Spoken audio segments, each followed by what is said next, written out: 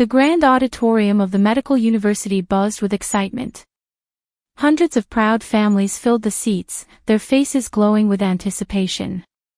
I smoothed down my dark blue dress, the finest one I owned, bought from a thrift store a month ago specifically for this day. It had cost me 3 months' worth of savings, but every cent had been worth it. My hands trembled slightly as I checked my reflection one last time in a small compact mirror. At 65, decades of working 3 jobs had etched deep lines around my eyes and left calluses on my palms, but today, my face glowed with maternal pride. I crossed one foot over the other to hide the scuff marks on my shoes and made sure my old wallet was tucked safely under the chair. It stood out painfully among the designer handbags of the other parents. "Mrs. Johnson, would you like some water?" a young usher asked, noticing my nervousness. "No, thank you, dear. It's just such an important day," I smiled, brushing a silver strand of hair back into place. 28 years of sacrifice had led to this moment. When Justin was born, I promised myself he'd have the opportunities one never had. His father left when Justin was only 5, leaving behind nothing but unpaid utility bills and shattered promises of a bright future. I still remember that night, sitting at our wobbly kitchen table after Justin had gone to sleep, punching numbers into a calculator, trying to figure out how I'd make it as a single mother. The bills were stacked in front of me: rent, electricity, groceries, daycare. The math didn't work. That night, I decided I would do whatever it took to give my son a better life, even if it cost me my health. The next day, I took on my first extra job, cleaning offices at 5 a.m. The years blurred into exhaustion, early mornings with cleaning supplies and vacuum cleaners, days spent as a secretary at a local clinic, where I picked up medical terms just by listening to doctors, and evenings waiting tables at a diner on the edge of town. My hands always smelled like bleach or coffee. Even on the most exhausting days, when I returned home at 11 p.m. with swollen feet and an aching back, I still found time to help Justin with his homework. We sat at that same kitchen table where I once tallied bills, and I helped him with math, even though I had barely graduated high school myself. When he showed an interest in science, I bought cheap experiment kits from the dollar store, and we ran tests under the soft light of a desk lamp. I beamed with pride as his grades improved and his dream of becoming a doctor began to take shape.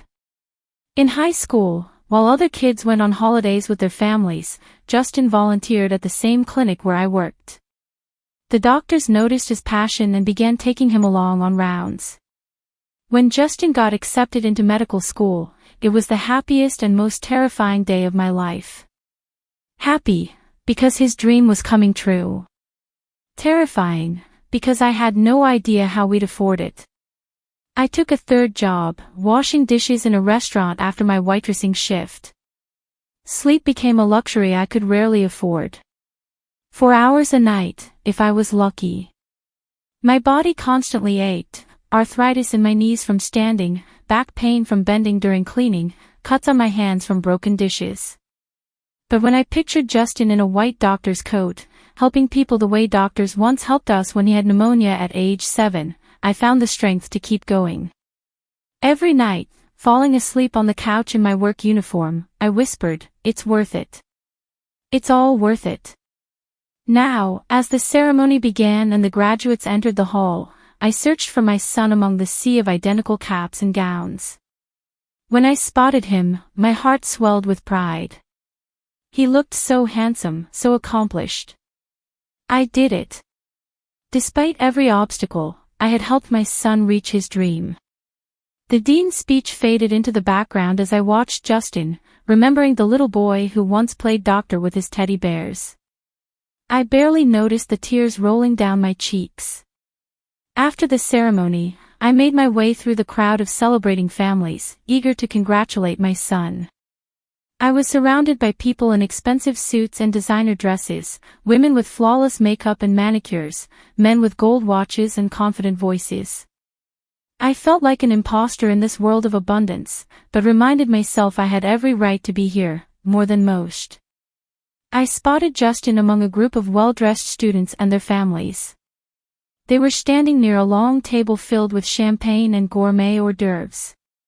As I approached, I caught snippets of conversations about summer homes in the Hamptons and internships secured through family connections. I waved to get his attention. The smile he gave me wasn't what I expected. It was brief, almost embarrassed. "Justin," I called, opening my arms for a hug. He stepped slightly back, keeping a bit of distance between us. "Hi, Mom. You made it." Something felt off. The warmth I always knew in his eyes wasn't there. Before I could reply, a poised woman in her 40s approached our group. She wore a designer dress that likely cost more than I made in a month. Her blonde hair was styled to perfection, and diamond earrings sparkled beneath the chandeliers. She moved with the confidence that comes only from generations of wealth. She placed a hand on Justin's arm with a possessive grace that made my heart tighten. "Darling, aren't you going to introduce me to your friends?" she asked in a voice as soft as silk, with a hint of a southern accent. Justin's face lit up in a way it hadn't when he saw me. That smile, it was warm, genuine, the kind I hadn't seen in months. "Everyone, this is Pamela," he announced proudly, and I noticed how his voice shifted, smoother, more refined, like he'd slipped into a new identity of respectability. Then came the words that shattered my world like an earthquake brings down a building. "This is my mother, the woman responsible for who I am today." The group murmured in admiration, congratulating Pamela on her son's achievements. Someone said, "You must be so proud." Another added, "You raised him so well." Pamela nodded modestly, accepting the praise with graceful humility. I stood there, frozen in shock, feeling invisible among these people who seemed to belong to an entirely different universe. A world where mothers didn't work 3 shifts, where children didn't wear second-hand clothes, where medical school wasn't paid for with 20 years of broken sleep and aching bones. One of Justin's friends, a young man in glasses and an expensive suit, turned to me with a puzzled expression, as if trying to figure out how I fit into this picture of success and privilege. "And who are you?" he asked politely, though with curiosity. I opened my mouth, but the words caught in my throat, as if the air had suddenly grown too thick to breathe. 28 years of motherhood, 28 years of sacrifice, 28 years of unconditional love, and I couldn't utter a single word. Justin glanced at me quickly, and for a brief moment, something flickered in his eyes. Guilt? Shame? Fear? But it disappeared as quickly as it came.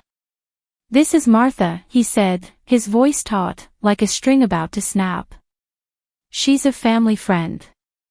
She's been very supportive of me." Family friend. 28 years of sacrifice reduced to a family friend. The world seemed to tilt beneath my feet. I took a deep breath and stepped forward. "Actually," I said, my voice firmer than I expected, "I have something important to say." All eyes turned to me. Justin's face went pale. Pamela's perfect smile twitched. "Actually," I repeated, my voice growing stronger, "I'm Justin's mother. His biological mother." The silence that followed was deafening.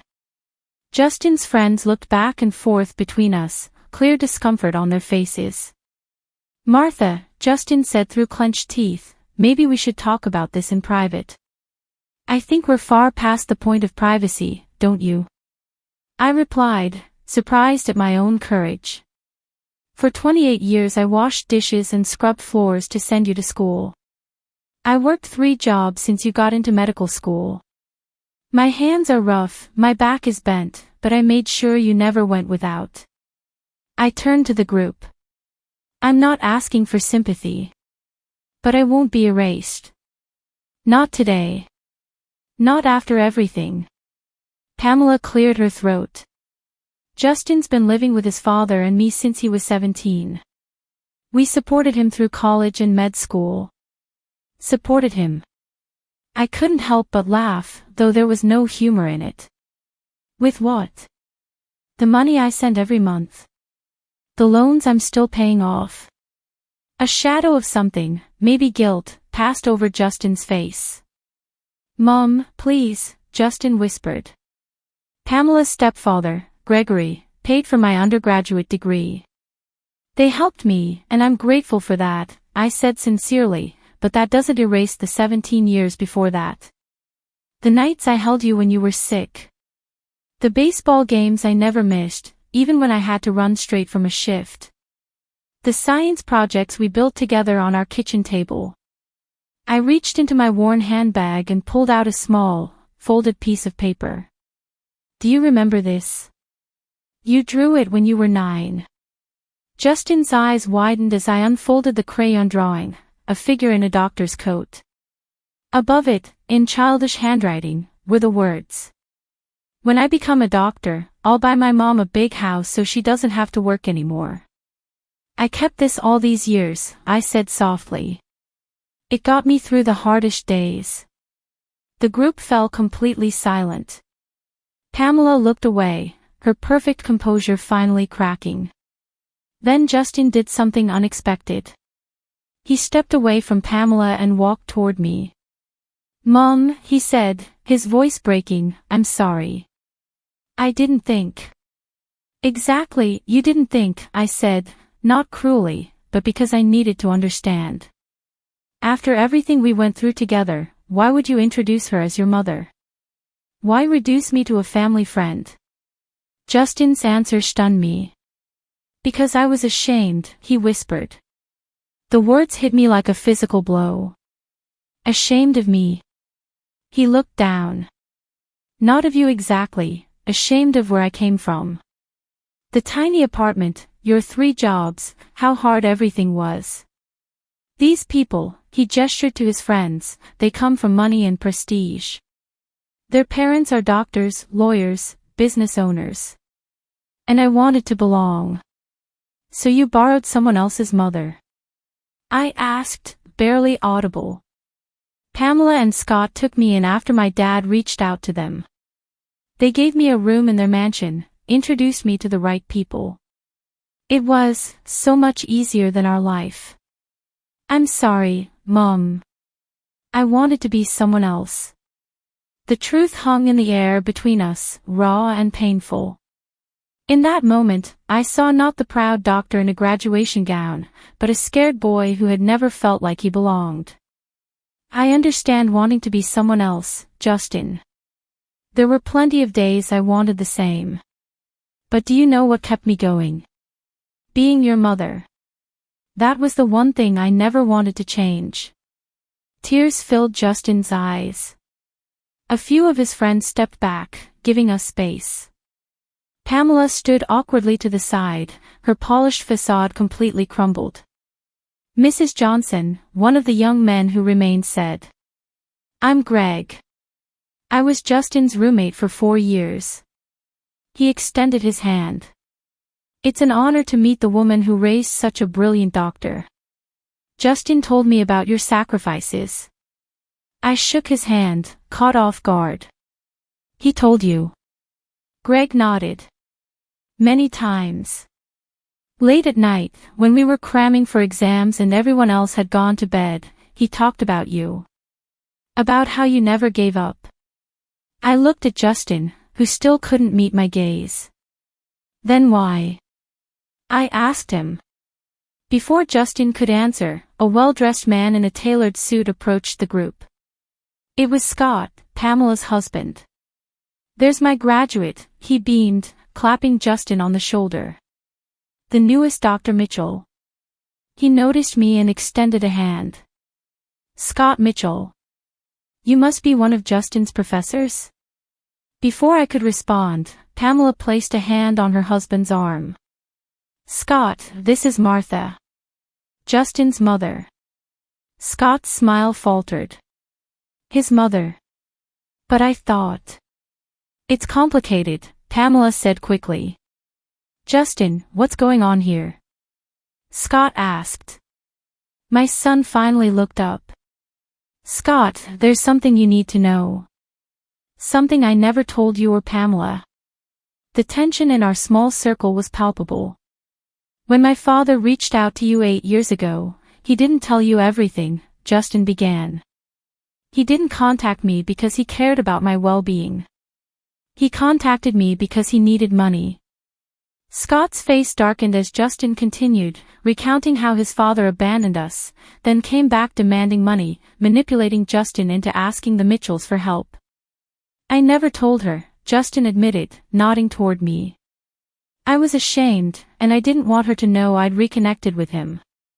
She worked so hard to protect me from him. My heart broke again. All these years, Justin had carried that weight alone. Why didn't you tell us? Pamela asked. We would have helped you without your father's manipulation. By the time I realized what was happening, I was already in too deep, Justin said. And then I started to like the life you gave me. The nice house, the connections, the ease of it all. It was so different from what I'd known. He turned to me, tears streaming down his face. And I started to resent you, Mom. Not because you did anything wrong, because you reminded me of everything I was trying to escape. The poverty, the struggle, the constant feeling of not measuring up.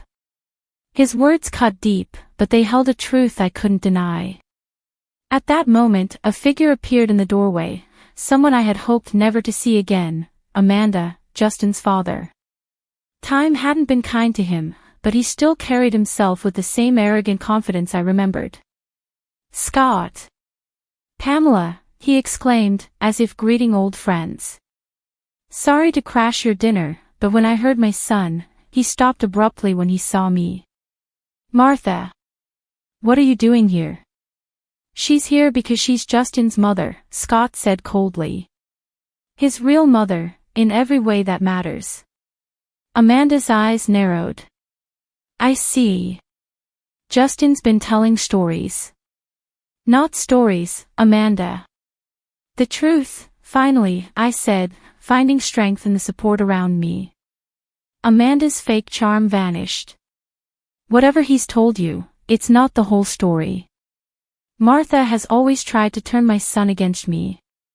Save it, Scott interrupted. We know everything. How you manipulated a 17-year-old boy into asking us for money. How you poisoned him against his mother. How you abandoned them both when Justin was 5. Amanda's gaze darted around the room, searching for an ally, and finding none.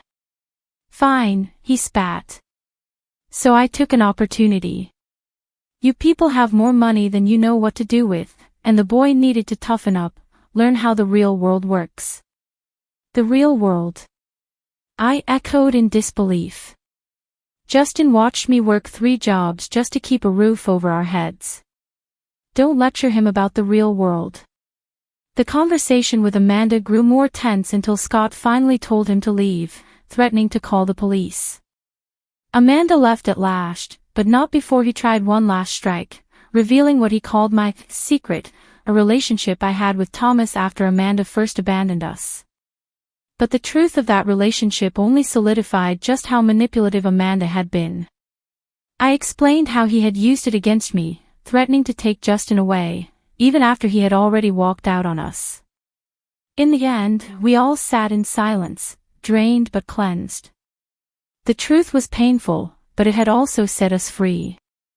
What happens now? I asked quietly. Scott leaned forward. First, we make sure Amanda can't keep taking advantage of people. My legal team will look into the money he took. And as for us, Pamela added, looking between Justin and me, I think we need a fresh start. All of us. Justin looked up, hope cautiously flickering in his eyes. What do you mean? Martha, Pamela said to me, you spent 28 years sacrificing everything for your son. I've only known him for 8, and though I care deeply for him, I never intended to replace you. I'm sorry if I ever gave that impression. You were kind to him, I said sincerely. That's what matters to me. Scott cleared his throat. Justin, Pamela and I still want to support your career, but from now on, everything has to be honest. No more secrets, no more lies, and no more hiding your mother. And Martha is an extraordinary woman who deserves recognition for everything she's done, Pamela added firmly. Justin looked at me, his eyes welling with tears. Mom, can you ever forgive me? I reached for his hand. I already have. But forgiveness doesn't mean we don't have work to do. We need to rebuild what your father tried to destroy. Dinner continued late into the night as we talked. A new understanding began to take shape among all of us. Scott and Pamela weren't trying to replace me, they were simply people who had loved my son and, in their own way, helped him achieve his dreams. As we were leaving, Pamela pulled me aside. Martha, I have a proposal for you. I run a foundation that supports healthcare in underserved communities. We need someone to coordinate our volunteer program. Someone organized, hardworking, and who understands sacrifice. Would you be interested? I stared at her in shock. Me? But I don't have the qualifications. You raised a doctor while working 3 jobs, she interrupted with a smile. I'd say your qualifications are more than impressive. Just think about it, please. On the way home, Justin was quiet. What are you thinking about? I finally asked. Thomas, he said. Do you ever wonder what happened to him? The question caught me off guard. Sometimes, I admitted. He was a good man. We should find him, Justin said suddenly. I'd like to meet the man who was kind to my mother when she needed it most. I looked at my son, surprised. Really? You'd want that? Mom, I've spent too long running from who we are. I'm done with that. I want to know our whole story, the good and the bad. We drove in comfortable silence for a while, then Justin spoke again. At the graduation, when I introduced Pamela as my mother, what were you going to do before everything came out? I smiled slightly. I was going to walk up, shake her hand, and say, I'm Martha Johnson. I'm Justin's mother. It's nice to meet you. Simple, dignified, but clear. Justin chuckled softly. That would have been perfect. Shame you didn't get the chance. No, I said thoughtfully. What happened instead was better. Painful, but better. The truth finally came out. All of it. 3 months later, I stood in the lobby of Riverside Community Hospital, nervously watching the door. I had accepted Pamela's job offer and discovered I had a talent for organizing medical volunteers. Today marked a milestone, the opening of a new clinic for low-income families. The door swung open, and Justin walked in wearing a white coat with Dr. Justin Johnson embroidered on the pocket. He had chosen to use my last name professionally, a decision that brought tears to my eyes when he first told me. Sorry I'm late, he said, hugging me. Is everyone here? I nodded toward the corner where Scott and Pamela were speaking with the hospital administrator. As we walked toward them, I marveled at how much life had changed. The truth had been painful, but it had also freed us. Amanda was facing fraud charges. Justin was starting his medical career with honest relationships surrounding him. And I had found a new purpose, one that honored my years of sacrifice instead of erasing them. Pamela noticed us and waved. There they are.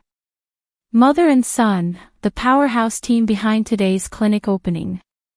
As the photographers snapped shots to mark the occasion, Justin wrapped his arm around me and proudly announced to everyone present. This is my mother, Martha Johnson. Everything I am today, I owe to her.